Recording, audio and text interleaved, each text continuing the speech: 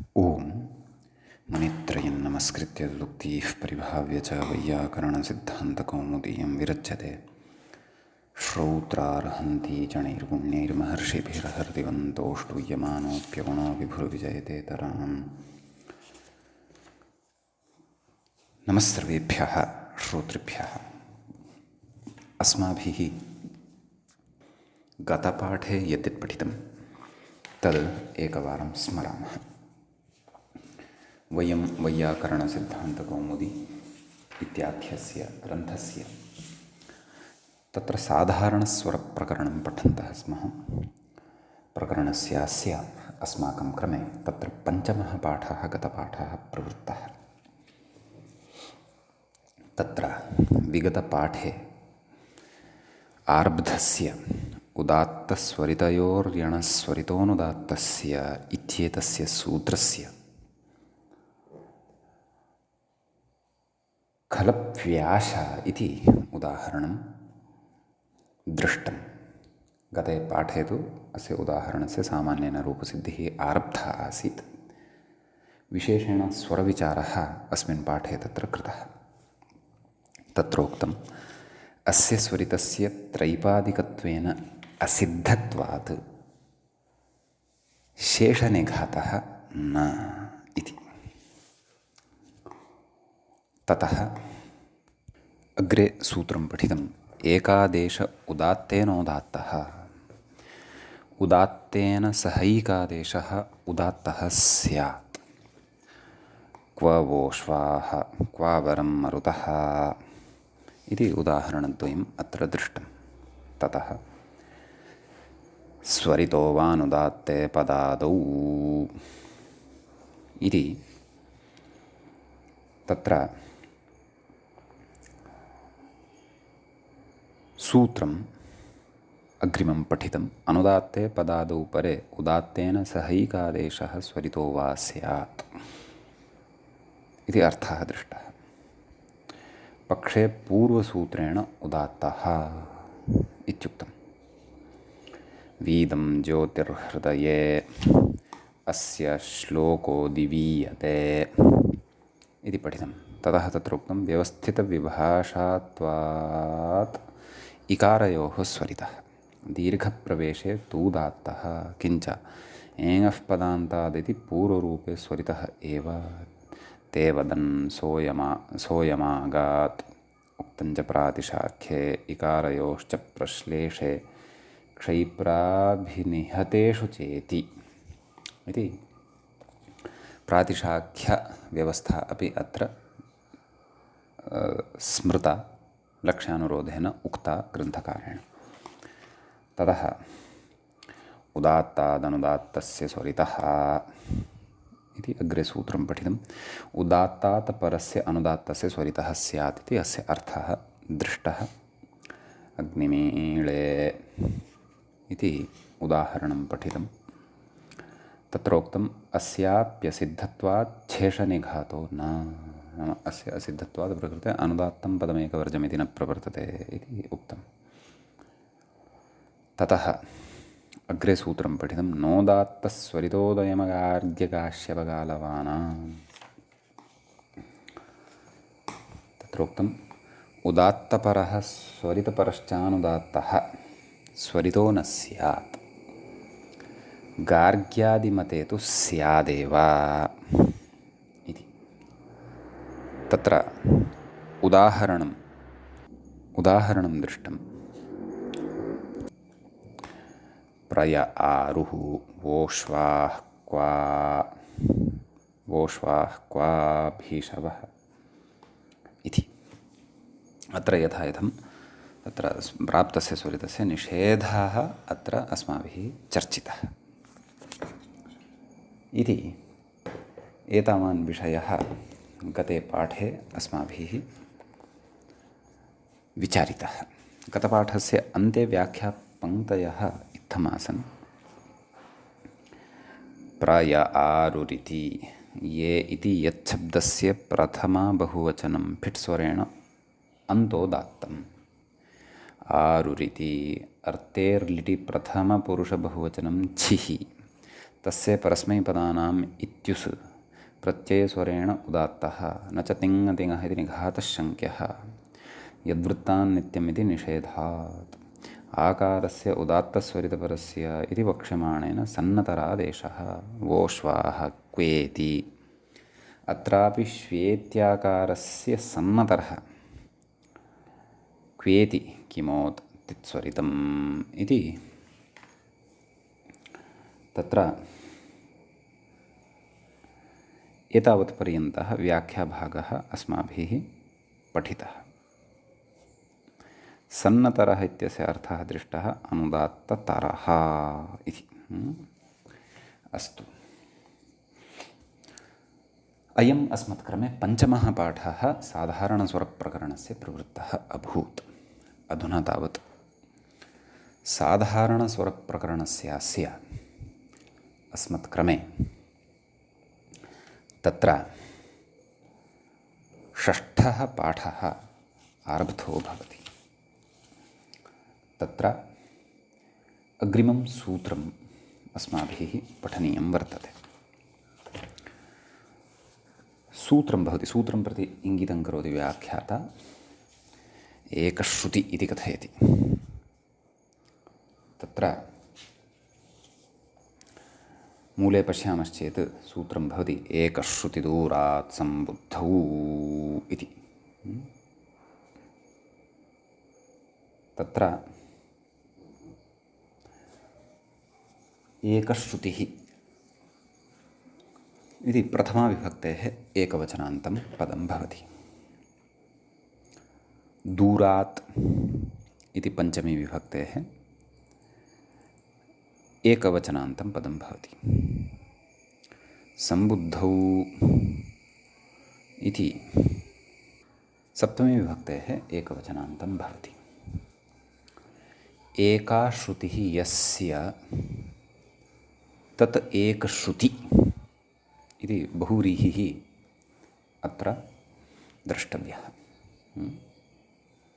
श्रुतिः नाम श्रवणं, समीचीनं। श्रवणं श्रुतिः, सम्यक् बोधनं सम्बुद्धिः। अत्र सम्बुद्धिः इत्यनेन एकवचनं सम्बुद्धिः इति न ग्राह्यं, तदेव कथयति व्याख्याता। सम्बोधनं सम्बुद्धिरित्यनेन अन्वर्थस्य सम्बुद्धिशब्दस्य ग्रहणं, न एकवचनं सम्बुद्धिः इति पारिभाषिकस्य ग्रहणमत्र न भवति। एवं खलु। तत्र व्याख्याता कथयति सति तु ग्रहणे आगच्छता देवब्राह्मणाः इत्यत्र न स्यात्, अत आह इत्यत्र न स्यात् तदाह दूरात् सम्बोधने इति।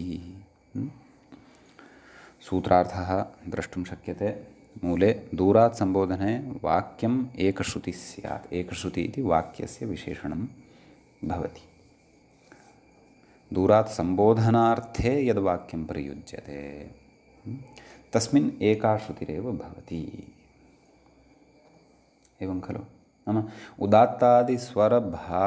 स्वरविभागविशेषस्य अभावः एकश्रुतिः इत्युच्यते।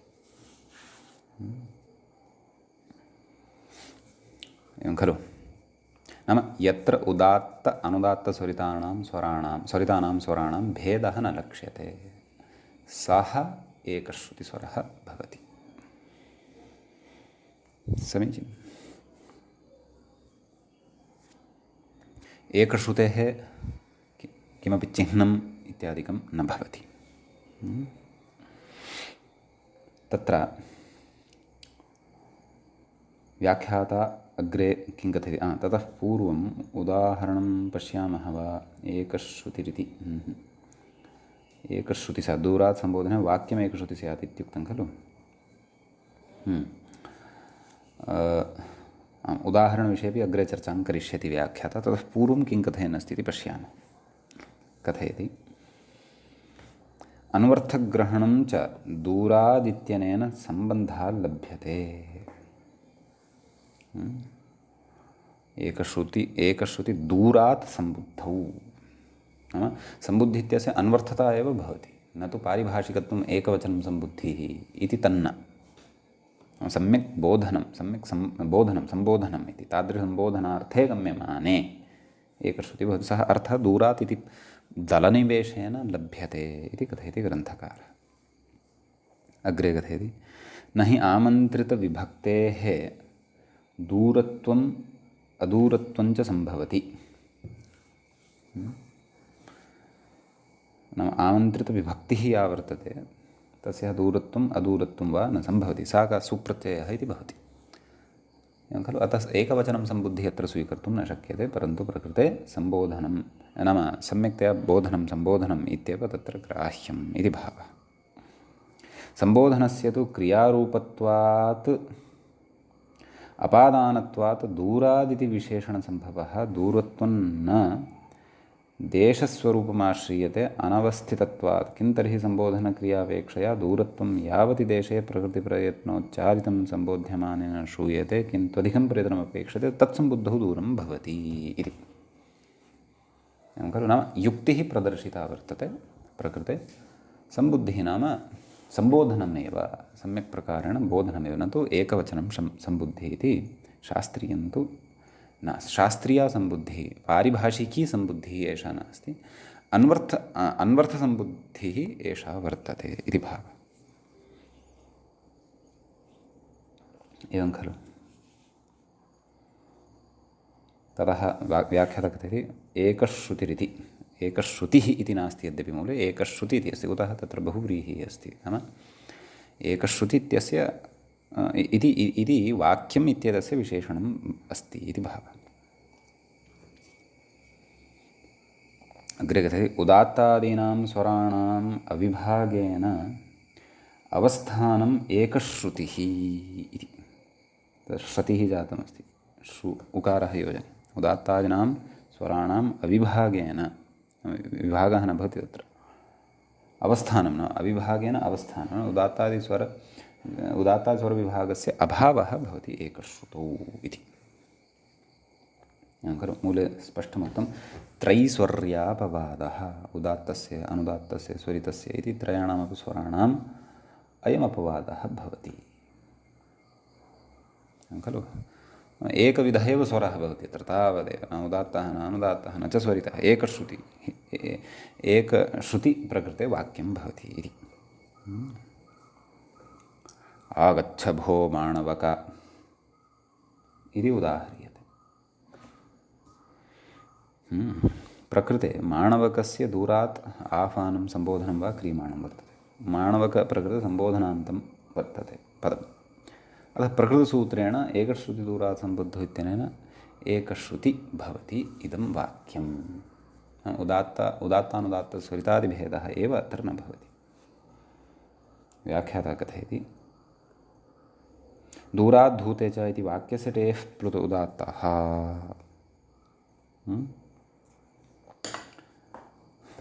इति उच्यते,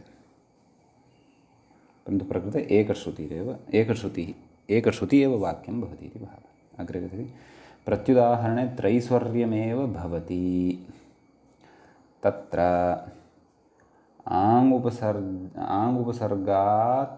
आङ्गुपसर्गाश्चाभिवर्जम् इति आद्युदात्तः इति तद् अग्रे पठिष्यते, प्रायः फिट्सूत्रं खलु। नाम तत्र त्रैस्वर्यम् एव भवति, नाम त्रयः स्वराः तत्र श्रूयन्ते इति प्रत्युदाहरणचर्चा एतेन कृता वर्तते इति। एवं खलु इत्यस्ति। अग्रे किं कथति गच्छ इति तिङन्तस्य निघातः एवं खलु। भोगशब्दः निपाताः आद्युदात्ताः इति आद्युदात्ताः, निपाताः आद्युदात्ताः इति उच्यते। तेन कारणेन आद्युदात्तत्वं वर्तते, परन्तु भोगशब्दः नास्ति खलु, भो इति शब्दः वर्तते। अतः व्याख्यायां गकारनिवेशः, पदे गकारनिवेशः यः कृतः वर्तते सः तु चिन्तनीयः। तस्य सार्थक्यं तु द्रष्टव्यं। सम्यक्। शेषस्य आमन्त्रितनिघातः इति कथयति। आमन्त्रितस्य च इति आष्टमिकेन निघातः भवति इति भावः। निघातः नाम अनुदात्तत्वं भवति इति। समीचीनम्।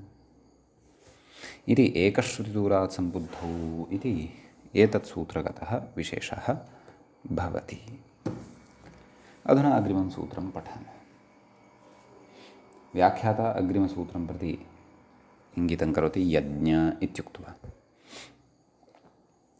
मूले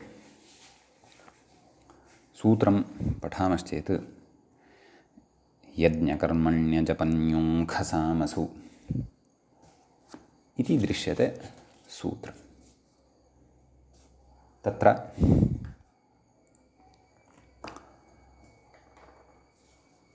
यज्ञकर्मणि इति प्रथमं पदं सप्तम्यन्तं, सप्तमीविभक्तेः एकवचनान्तं भवति। अजपन्युङ्खसामसु, अजपन्युङ्खसामसु एवं खलु। एतद् सप्तमीविभक्तेः एव पदं, परन्तु बहुवचनान्तं भवति। यज्ञकर्मणि इति तु प्रथमविभक्तेः एकवचनान्तं भवति। यज्ञस्य कर्म यज्ञकर्म, तस्मिन् यज्ञकर्मणि षष्ठी तत्पुरुषः। यज्ञश्चासौ कर्म च यज्ञकर्म इत्यपि विगृहीतुं शक्यते। सम्यक्। जपश्च न्यूङ्खश्च साम च, जपन्यूङ्खसामानि इतरेतरयोगद्वन्द्वः। न जपन्यूङ्खसामानि अजपन्यूङ्खसामानि इति नै तत्पुरुषसमासः। तेषु अजपन्यूङ्खसामसु इत्युच्यते। सम्यक्। द्वन्द्वगर्भनै तत्पुरुषः अत्र अयं समासो भवति। एकश्रुतिदूरात् सम्बुद्धौ इत्यतः एकश्रुति इति अनुवर्तते। तत्र कः सूत्रार्थः इति चेत् सरलतया कथयामि। यज्ञकर्मणि उदात्तानुदात्तस्वरितस्वराणाम् एकश्रुतिर्भवति। जपन्यूङ्खसामानि वर्जयित्वा एवं खलु। तत्र जपः नाम कः इति चेत् उपांशुप्रयोगः, न्यूङ्खा नाम निगदविशेषाः। तत्रापि आश्वलायनश्रौतसूत्रे उक्ताः वर्तन्ते न्यूङ्खाः। नाम आश्वलायनश्रौतसूत्रे व्याख्याताः वर्तते, तत्रैव अस्माभिः द्रष्टव्याः। सामविषयस्तु प्रसिद्धः अस्ति एव। अतः जप न्यूङ्ख साम इति एतत् त्रितयं विहाय अन्यत्र यज्ञसम्बन्धिन्यां क्रियायां मन्त्रस्य एकश्रुतिः भवति, एकश्रुतित्वं भवति, एकश्रवणत्वं भवति। नाम उदात्तानुदात्तस्वरितस्वराणां प्राधान्यं तत्र नैव तिष्ठति इति भावः। एवं खलु। तत्र मूले उक्तवान् खलु सूत्रार्थं किं पश्यन्तु। यज्ञक्रियायां मन्त्रे एकश्रुतिः स्यात् जपादीन् वर्जयित्वा, खलु। जपादीन् वर्जयित्वा इति यदुक्तं तस्य कदाचित् दलकृत्यप्रयोजने अथवा तत्र प्रत्युदाहरणे स्पष्टता भवेत्। व्याख्याताग्रे किं कथयति? त्रयीस्वर्येण वेदे मन्त्राः पठ्यन्ते, एवं खलु। उदात्ताः अनुदात्ताः स्वरिताः तेषां प्रयोगं कृत्वा वेदमन्त्राः पठ्यन्ते। तेषां यज्ञक्रियायाम् अपि तथैव प्रयोगे प्राप्ते एकश्रुतिर्विधीयते। नाम एकश्रुतेः विधानं प्रकृते क्रियते, एवं खलु इत्यस्ति।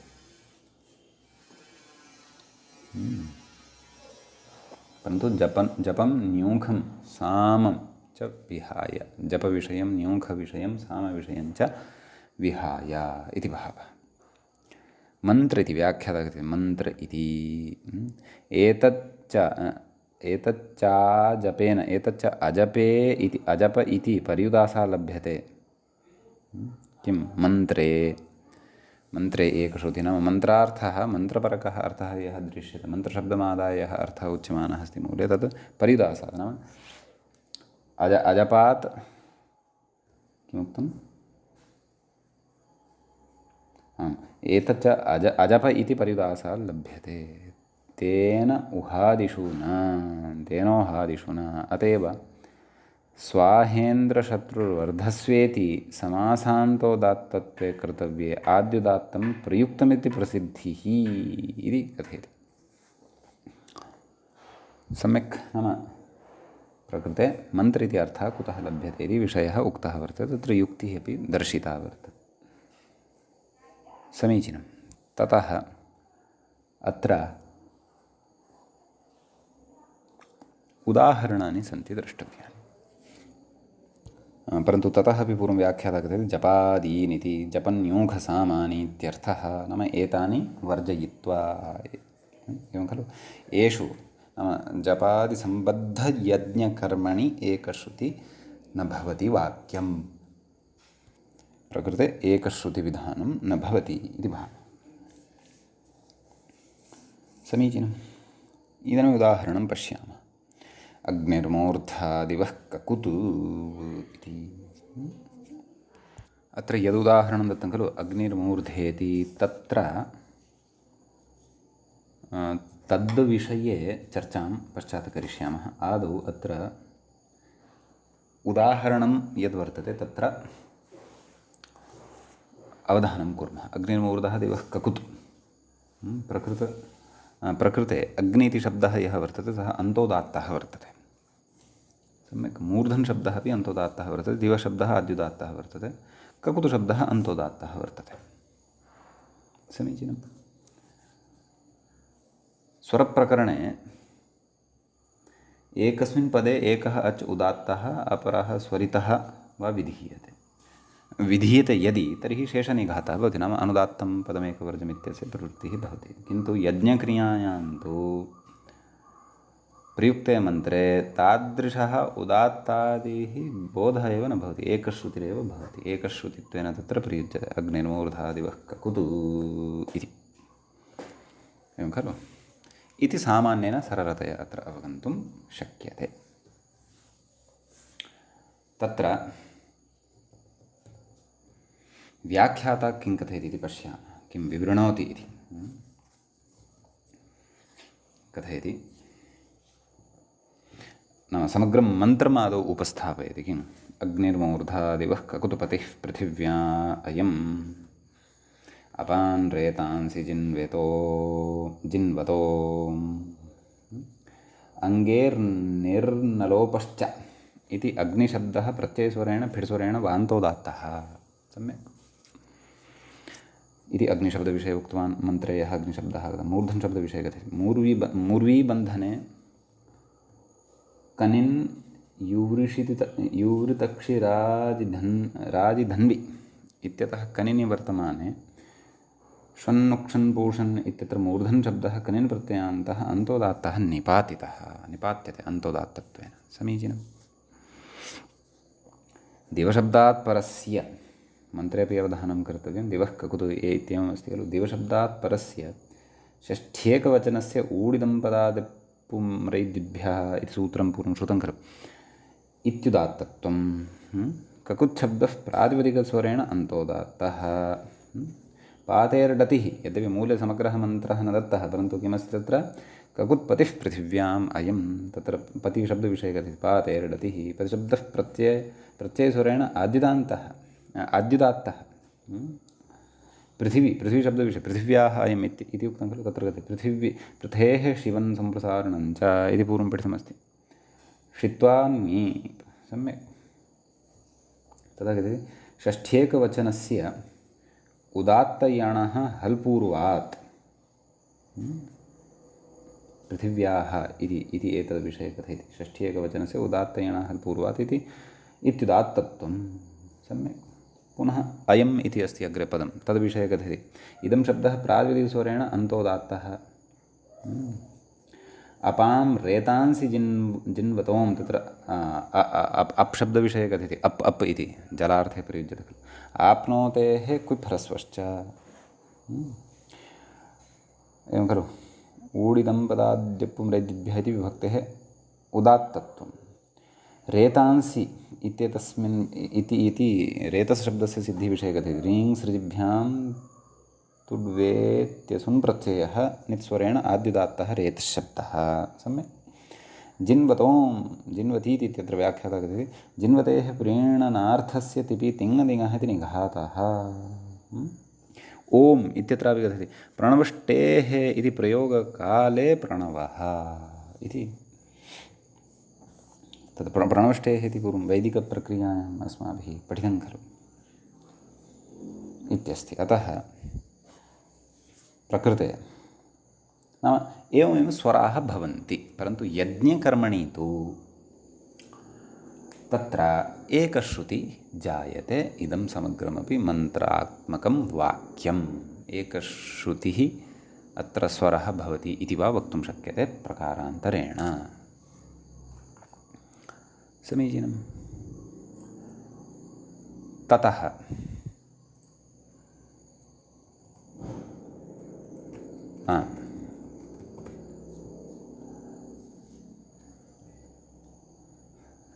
प्रत्युदाहरणं कथ्यते यज्ञेति किं स्वाध्यायकाले त्रैस्वर्यमेव इति कथ्यते प्रकृतसूत्रे यज्ञकर्मणि इति यदि नोच्येत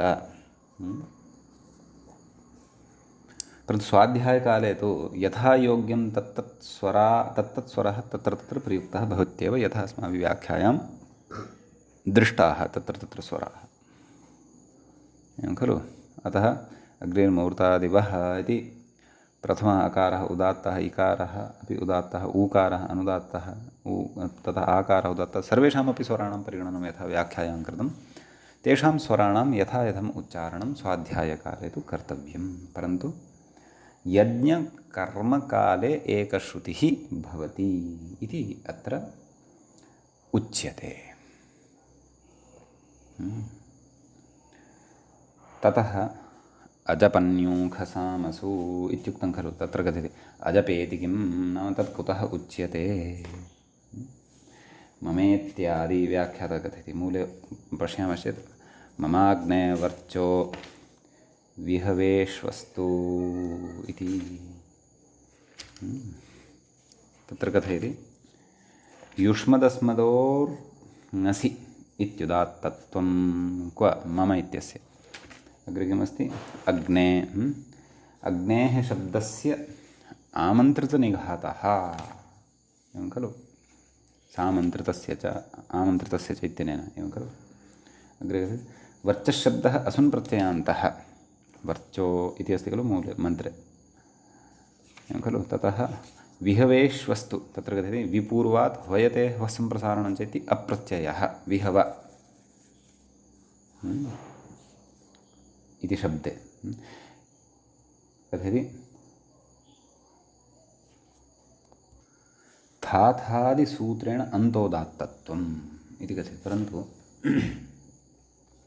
इदं थाथादिसूत्रं किम् इति द्रष्टव्यं कदाचित् फिट् सूत्रं स्यात् वा अग्रे पठ्येत वा इति द्रष्टव्यम् अग्रे आगच्छेत पाठभेदः तु अत्र दृष्टः एव तत्र थाथादिस्वरेण तत्र पादटिप्पणीकारः कथयति किं सूत्रेण नाम थाथादिस्वरेण क्वचित् पाठः दृश्यते थाथादिस्वरेण अन्तोदात्तत्वं परन्तु अत्र पाठभेदः अस्ति थाथादिसूत्रेण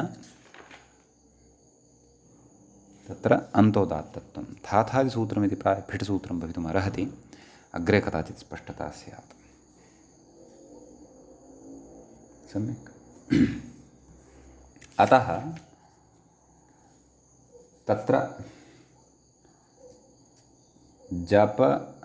जपन्यूखसामादिविषयः यदि वर्तते तर्हि तु स्वराः यथायथं प्रवर्तन्ते एव कः स्वरः कथम् अत्र आद्युदात्तत्वं भजते निघातत्वं कथं वर्तते इत्यादिकं च व्याख्यात्रा तत्र सूक्ष्मतया ज्ञापितमेव उक्तमेव। समीचीनं। ततः प्रकृते अग्रे किं कथयति, आम् अग्रिमं सूत्रमधुना पठ्यमानं वर्तते, तत् आरभामहे। नैव ततः पूर्वम् अन्याः अपि विषयः मूले उच्यमानः अस्ति खलु। जपो नाम उपांशुप्रयोगः इति। अस्य विषये सामान्यतया पूर्वमुक्तं, नाम उपांशु नाम शब्दः न भवति तत्र उच्चैः, ओष्ठचालनं तु भवति, परन्तु शब्दध्वनिः ईषदिव भवति, अथवा अन्तः एव तत्र अन्तः एव शब्दस्य तत्र उच्चारणं भवति।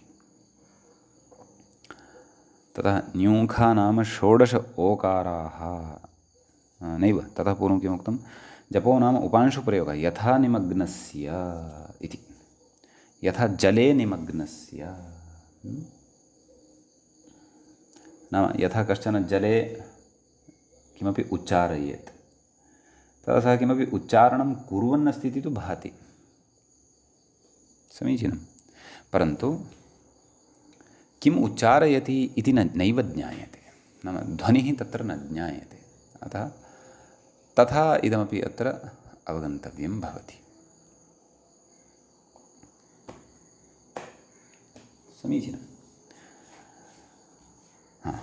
न्यूखा नाम षोडश ओकाराः इति उक्तम्। आश्वलायनश्रौतसूत्रे एते पठ्यन्ते, षोडश ओकारविशेषाः, तेषां न्यूङ्ख इति नाम भवति। अत्रापि एकश्रुति न भवति, जपसन्दर्भेपि एकश्रुति न भवति। गीतीषु सामाख्या इति, सामसु इत्युक्तं खलु, जपन् यज्ञकर्मण्य जपन्यूङ्ख सामसु। तत्र प्रभुसूत्रे सामगानस्य एव साम इति व्यवहारः कृतः वर्तते, नाम गीतिषु यदा तत्र गायनं भवति साममन्त्राणां तादृशेषु तत्रापि एकश्रुति न भवति इति भावः। समीचीनम्। इदानीम् अग्रिमं सूत्रं वयं पठामः। व्याख्याता अग्रिमसूत्रं प्रति इङ्गितं करोति, उच्चैस्तराम् इत्युक्त्वा। तत्र मूले सूत्रं पश्यामश्चेत् उच्चैस्तरां वा वषट्कारः इति एवं रीत्या दृश्यते सूत्रम्। तत्र उच्चैस्तराम् इति भवति अव्ययं, वा इत्यपि अव्ययं, वषट्कारः इति प्रथमाविभक्तेः एकवचनान्तं भवति। तत्र उच्चैः इत्यनेन उदात्तः ग्राह्यः। तत्र उच्चैस् इति शब्दात् तरप् इति प्रत्ययः भवति, तस्य आमु इति आगमः भवति, आम् इति भवति, अतः उच्चैस्तराम् इति रूपं सिद्धं भवति, तरबन्तात् आम्। यज्ञकर्मण्यजपन्यूखसामसु इत्यतः यज्ञकर्मणि इत्यनुवर्तते, एकश्रुतिदूरात् सम्बुद्धौ इत्यतः एकश्रुति इत्यनुवर्तते।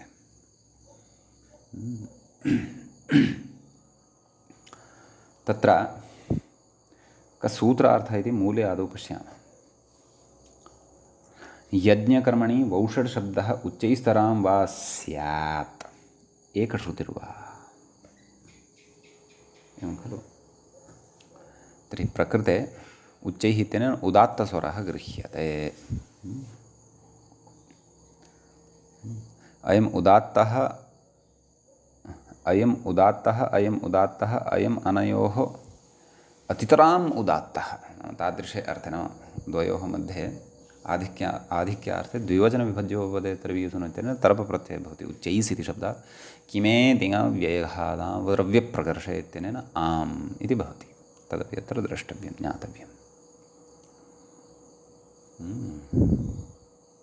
यज्ञकर्मणि वषट्कारः उच्चैस्तरां, नाम उदात्ततरः विकल्पेन भवति, पक्षे एकश्रुतिः अपि भवति, वषट्कारशब्देन प्रकृते अस्माभिः वौषट् अवगन्तव्यः, वौषट् इत्येतस्य ग्रहणं कर्तव्यम्,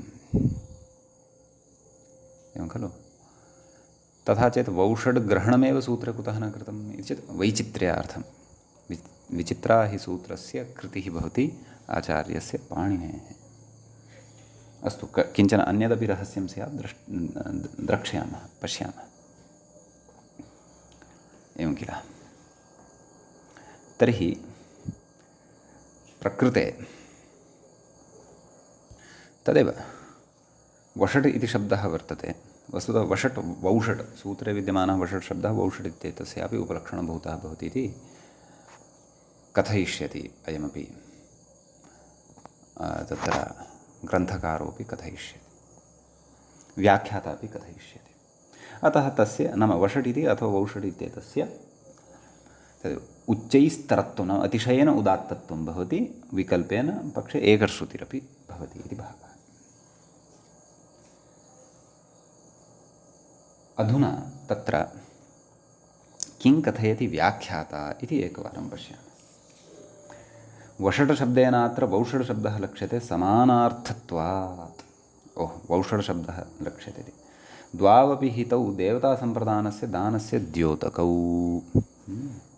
नन्वैवं प्रतिपत्तिलाघवार्थं वौषट् शब्दः एव कुतः नोक्तः इति चेत् विचित्रा हि सूत्रस्य कृतिः पाणिनेः क्वचिदक्षरलाघवम् आश्रीयते, क्वचित् प्रतिपत्तिलाघवम् इति, एवं खलु। तथा अस्ति। ननु वषट्कार इत्यत्र कारप्रत्ययः न स्यात्, वर्णनिर्देशैः सह विहितः चेत् सत्यं। केन? वर्णात् कारः इति पठितं खलु पूर्वं वार्तिकं। रादिफः वर्णात् कारः कथयति इति चेत् सत्यम्। एतदेव ज्ञापयति समुदायादपि कारप्रत्ययो भवति इति, एवं खलु इत्यस्ति विषयः। तेन एवकार इत्यादि सिद्धं। सम्यक्। उच्चैः शब्दः अधिकरणप्रधानोऽपि तद्विशिष्टभवनक्रियायां वर्तते, तेन क्रियाप्रकर्षात् आम् प्रत्ययः उदात्ततरः भवति इति फलितोऽर्थः। ब्रूहि प्रेष्य इति सूत्रेण वौषट् शब्दस्य आदेः प्लुत उदात्तः विहितः। प्रायः अग्रे फिट् सूत्रं स्याद् वा इति द्रष्टव्यं। तदपेक्षया अयम् उदात्ततरः अन्त्यस्य विधीयते, अन्यतु स्वार्थिकः तरवित्याहुः इति। तदेव वौषट् शब्दस्य उच्चैस्तरत्वं विकल्पेन पक्षे एकश्रुतिः इत्येव अत्रत्यः मुख्यः विषयः। कारप्रत्यय विधानं तु अत्र नाम समुदायादपि भवति इति उच्चैस्तरां वा वषट्कारः इत्यनेनैव ज्ञायते, एतादृशप्रयोगेन ज्ञायते। तेन एवकारः इत्यादयः प्रयोगाः अपि सिद्ध्यन्ति इति भावः इत्यस्ति विषयः। इति एतावान् विशेषः अस्मिन् सूत्रे भवति। अग्रिमं सूत्रम् अधुना वयं पठामः। तत्र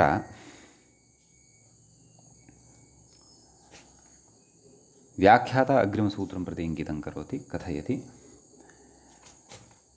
विभाषा। मूलं पश्यामश्चेत् विभाषा छन्दसि इति अस्ति सूत्रम्।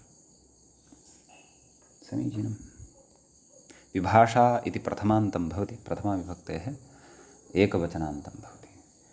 छन्दसि इति तु सप्तम्यन्तं भवति, सप्तमी विभक्तेः एकवचनान्तं भवति। समीचीनं। प्रकृते एकश्रुतिदूरात् सम्बुद्धौ इत्यतः एकश्रुति इति अनुवर्तते। समीचीनं। सूत्रार्थम् आदौ पश्यामः, ततः व्याख्याता किं कथयति इति पश्यामः। नैव छन्दसि विभाषा एकश्रुतिः स्यात्, एवं खलु। विकल्पेन भवति। तर्हि स्वरसहिताः मन्त्राः एव उच्चारणीयाः, स्वररहिताः मन्त्राः दोषाय भवन्ति तथा न। सामान्यतया अपि पठितुं शक्नुमः, एकश्रुतिं पुरस्कृत्य अपि पठितुं शक्नुमः। सम्यक्। इति। तत्र व्याख्याता किं कथयति पश्यामः। वाग्रहणे अनुवर्तमाने विभाषाग्रहणम् अछन्दसीति पदच्छेदेन तन्त्रादिना भाषायामपि विधानार्थम् इति उच्यते। नाम एतादृशः अपि अत्र अर्थः स्वीक्रियते, भाषायामपि भवति इति। अत एव श्वेतो धावति अलम्बुसानां याता इति द्व्यर्थं वाक्यमिति पस्पशान्ते स्पष्टम्, पस्पशान्निकान्ते स्पष्टम् इति कथयति। तत्र श्वेतेति प्रातिपदिकस्वरेण अन्तोदात्तम्, इतः इति इदं शब्दात् तसिल्, ऊडिदं पदाद्यपुमै द्युद्भ्यः इत्यनेन श्वेत इति वर्णानां तणदिनितान्तानामिति एकं सूत्रं, फिट् सूत्रम् अग्रे पठिष्यते। पूर्वमपि शब्दाधिकारे क्वचित् अस्य प्रयोजनम्, अस्य श्रवणं जातमासीत्। इति आद्युदात्ते प्राप्ते घृतादित्वात् अन्तोदात्तत्वम्। अलं शब्दः निपातत्वात् आद्युदात्तः, वसुशब्दः बुसशब्दः, एवं खलु। प्रातिपदिकस्वरेण अन्तोदात्तः, अलम्बुसशब्दः फिट्स्वरेण अन्तोदात्तः। तत्र भाषायां यद्येकश्रुतिर्न स्यात् तर्हि स्वरभेदे कथमेकवाक्यं द्व्यर्थं स्यात् इति। तत्र वाग्रहणे अनुवर्तमाने विभाषाग्रहणं कुतः प्रकृते कृतं वर्तते इत्येतस्मिन् विषये विचारः कृतः वर्तते। इदानीं मूले किं कथयति इति पश्यामः। छन्दसि विभाषा एकश्रुतिः स्यात्, व्यवस्थितविभाषेयं संहिता, नाम व्यवस्थितविभाषा अस्ति एषा। संहितायां त्रैस्वर्यं, ब्राह्मणे एकश्रुतिर्बह्वृचानाम्, अन्येषामपि यथा सम्प्रदायं व्यवस्था, एवं खलु इति अस्ति। संहितायां त्रैस्वर्यं भवति। ब्राह्मणग्रन्थे तु एकश्रुति भवति बह्वृचानां, याज्ञिकानाम्, अन्येषां तु यथा सम्प्रदायमपि भवति इति कथयति। नाम यत्र एकश्रुतिविधानं भविष्यति तत्र नित्यतया भविष्यति, यत्र न तत्र न भविष्यति। नाम विधिमुखेन निषेधमुखेन वा प्रवृत्तिः एकश्रुतेः तत्र भविष्यति। व्यवस्थितविभाषे एव एषः निर्णयः क्रियते। संहितापाठे तु त्रयाणामपि स्वराणां प्रयोगः भवति। ब्राह्मणग्रन्थेषु तु एकश्रुति भवति इति बह्वृचाः कथयन्ति। किन्तु अन्येषां पाठकानां मते तु स्वसम्प्रदायानुरोधेन भिन्ना व्यवस्था भवितुम् अर्हति। तदिदं सर्वमपि व्यवस्थितविभाषया एव अत्र निर्णेतव्यम् अथवा अवगन्तव्यं भवति इति भावः। समीचीनम् इति अयमत्र कश्चन विशेषः। शेखरे तु नागेशेन तु उच्चैस्तरां वा इति विभाषा छन्दसि तत्र महान् विचारः कृतः वर्तते। तद् यथा समयं, यथा कालं, यथा सामर्थ्यं वा द्रष्टुं शक्यते। सम्यक्। अग्रिमं सूत्रमधुना पश्यामः। तत्र व्याख्याता इङ्गितं करोति सूत्रं प्रति। न सु मूलं पश्यामश्चेत् न सुब्रह्मण्यायां स्वरितस्य तूदात्तः इति अस्ति। तत्र प्रथमं पदं भवति न, तद् अव्ययभूतं भवति, वयं जानीमः। सुब्रह्मण्यायाम् इति सप्तमी विभक्तेः एकवचनान्तं भवति। स्वरितस्य षष्ठ्यन्तं भवति। तु इति अव्ययपदं भवति। उदात्तः इति प्रथमान्तं भवति। प्रथमाविभक्तेः एकवचनान्तं भवति। तत्र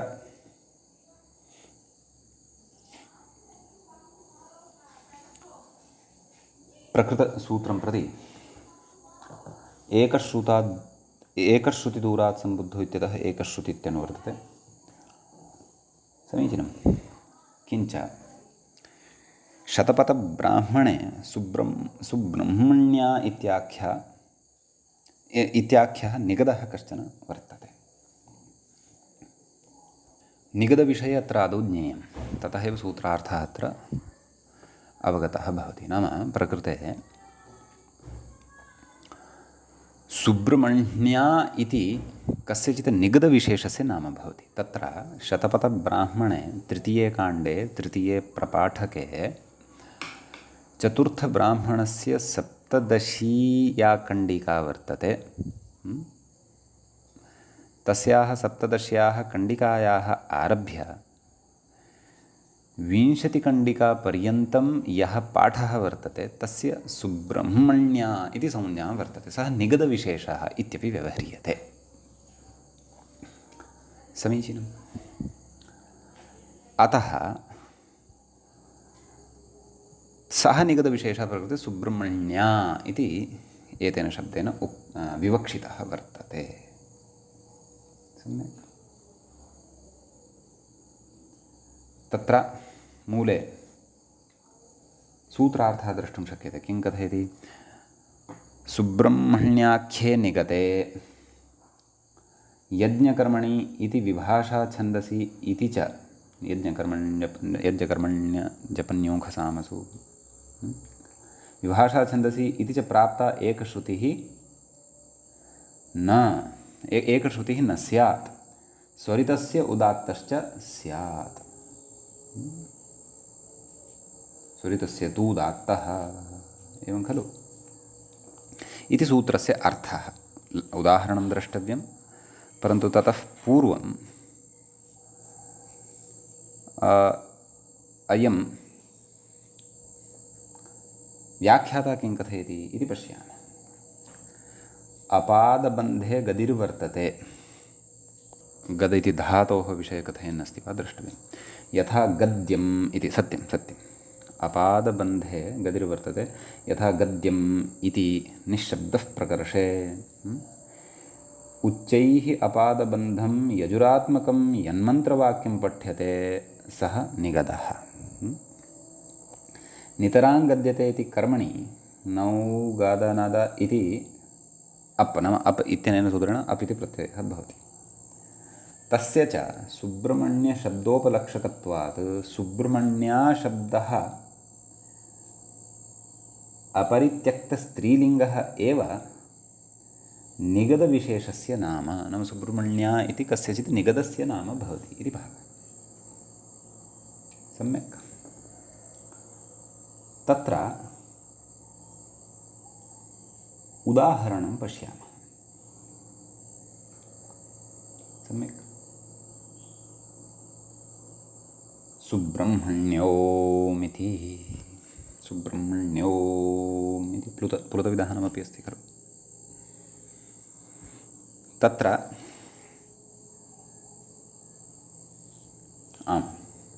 प्रकृते एकश्रुतेः प्राप्तिः भवति, परन्तु सुब्रह्मण्या एषा वर्तते। नाम सुब्रह्मण्यांशः अथवा निगदे इदं पठितमिति कृत्वा एकश्रुतिः न भवति, एकश्रुतेः निषेधः भवति, अपि च स्वरितस्य उदात्तविधानं च प्रकृते भवति इति। सम्यक्। अतएव सुब्रह्मण्योम् इत्यत्र ओ इत्यत्र यः स्वरितः वर्तते सः न श्रूयते, परन्तु उदात्तत्वेनैव तस्य दर्शनं भवति इति भावः। सम्यक्।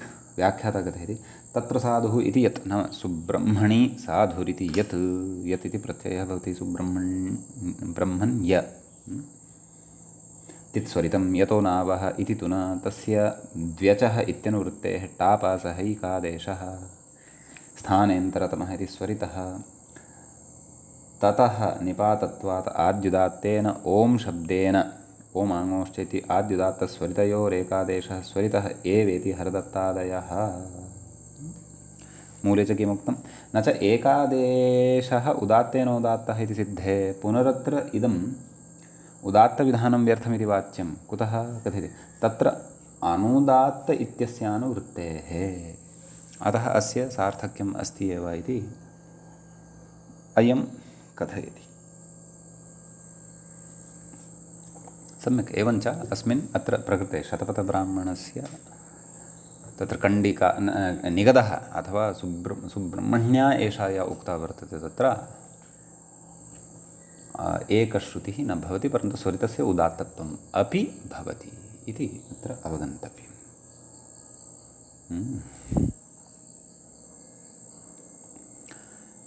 इति अस्ति कश्चन विशेषः। इदानीं प्रकृते कानिचन वार्तिकानि पठ्यमानानि सन्ति। न सुब्रह्मण्यायां स्वरितसुदात्ताः इति एतद् सन्दर्भे कानिचन वार्तिकानि पठ्यन्ते, तानि अपि क्रमशः वयं पश्यामः। सम्यक्। तत्र व्याख्याता कथयति असाविति प्रथमान्तस्योपलक्षणं। मूले वार्तिकं दृष्टम्। असावित्यन्तः इति अस्ति। सम्यक्।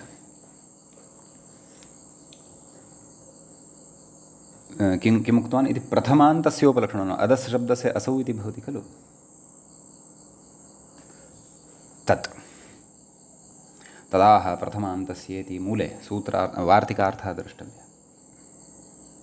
तस्मिन्नेव निगदे, नाम सुब्रह्मण्य इत्याख्ये निगते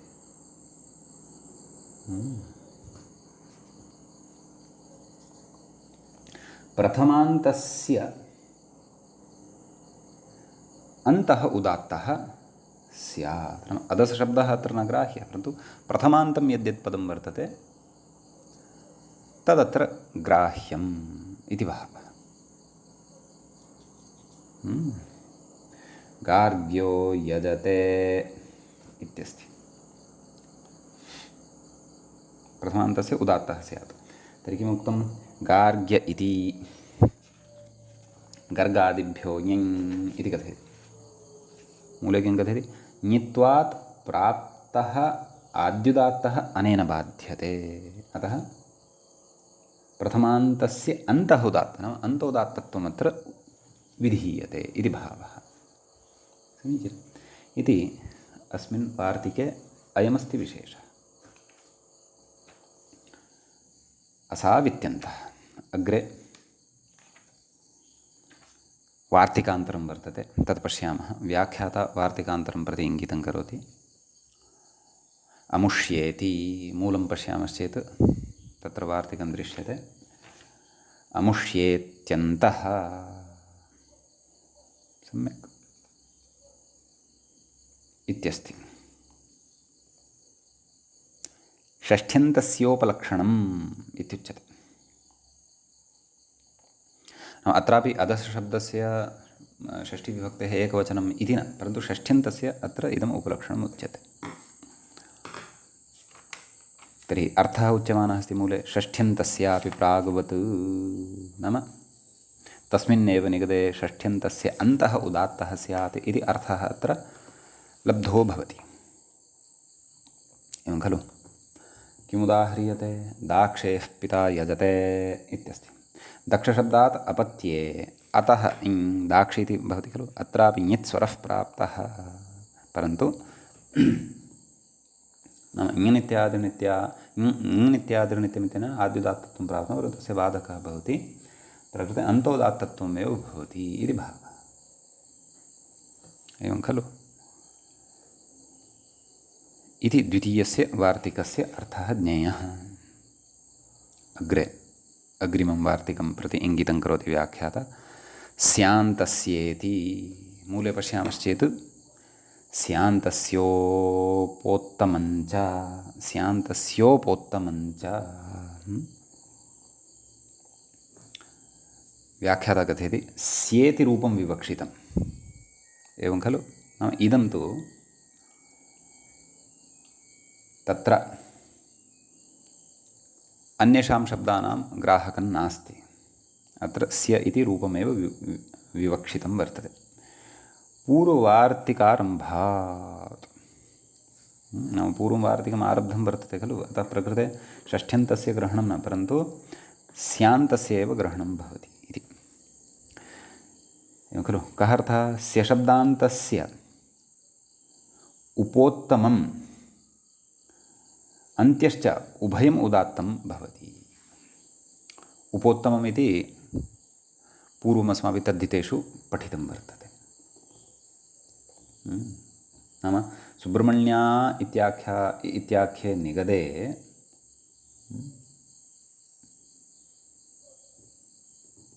तत्र स्यान्तं यद् वर्तते अपि च उपोत्तमं यद् वर्तते, स्यान्तस्य उपोत्तमं च किमुक्तं तत्र व्याख्यात्र स्य शब्दान्तस्य उपोत्तमम् अन्त्यश्च, नाम स्य शब्दान्तस्य उपोत्तमं यद् नाम अन्त्यात् प्राक्तनः उपोत्तमम् इत्युच्यते खलु। नाम स्यान्तः शब्दः अपेक्षितः, तस्य उपोत्तमम् अन्त्यः च यः भवति तस्य उभयस्यापि तत्र उदात्तं भवति इति भावः। चान्तस्तेन द्वौ उदात्तौ,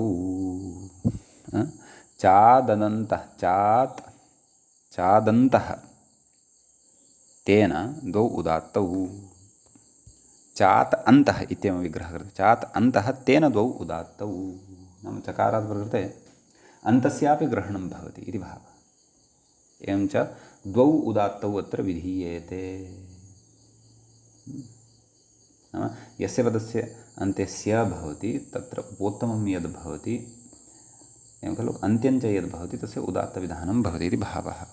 किम् उदाहरणं? गार्ग्यस्य पिता यजते इत्यस्ति।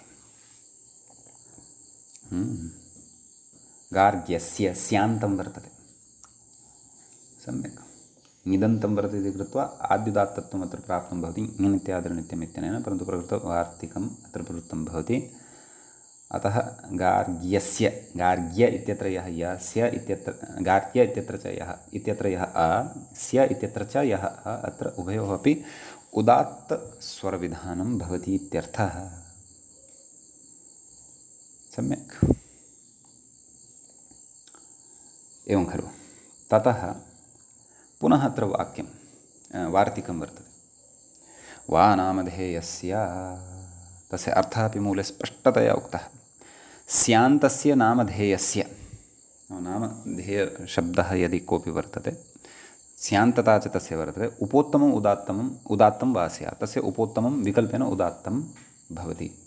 देवदत्तस्य पिता यजते, तर्हि देवदत्तस्य इति अस्ति तत्र। षष्ठ्यन्तं वर्तते, स्यान्तं वर्तते,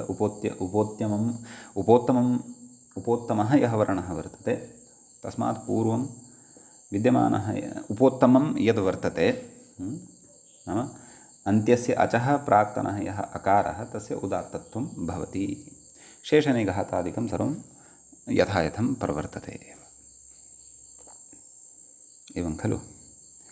इति अयमस्ति विशेषः एषु वार्तिकेषु। अत्र अग्रिमं सूत्रं प्रति व्याख्याता इङ्गितं करोति। देवब्रह्मणो, मूले सूत्रं पश्यामश्चेत् सूत्रं भवति देवब्रह्मणोरनुदात्तः इति। प्रकृते देवब्रह्मणोः इति सप्तमीविभक्तेः द्विवचनान्तं भवति, अनुदात्तः इति प्रथमाविभक्तेः एकवचनान्तं भवति। सम्यक्। तत्र देवश्च ब्रह्मा च देवब्रह्माणो, तयोः देवब्रह्मणोः इत्येवं विग्रहः क्रियते, इतरेतरयोगद्वन्द्वः भवति। न सुब्रह्मण्यायां सुहृतस्य उदात्तः इत्यनेन सुब्रह्मण्याम् इति अनुवर्तते, उदात्तः इति च अनुवर्तते। तर्हि सूत्रार्थः अत्र द्रष्टव्यः। सूत्रार्थविचारं वयं प्रकृते अग्रिमे पाठे करिष्यामः। अद्यतनपाठः तावत् अत्रैव अस्माभिः उपसंह्रियते। मङ्गलं कुर्मः। मुनित्रयं नमस्कृत्य उक्तिः परिभाव्य च वैयाकरणसिद्धान्तकौमुदीयं विरच्यते। श्रौत्रार्हन्ति च नैर्गुण्यैर्महर्षिभिरहरदिवन्तोष्टुयमानोऽप्यगुणो विभुर्विजयतेतरा। एवञ्च तत्र साधारणस्वरप्रकरणस्य अस्य अस्माकं क्रमे एषः षष्ठः पाठः सम्पन्नतां गतः। अग्रिमे पाठे पुनः मिलामः। नमः सर्वेभ्यः श्रोतृभ्यः।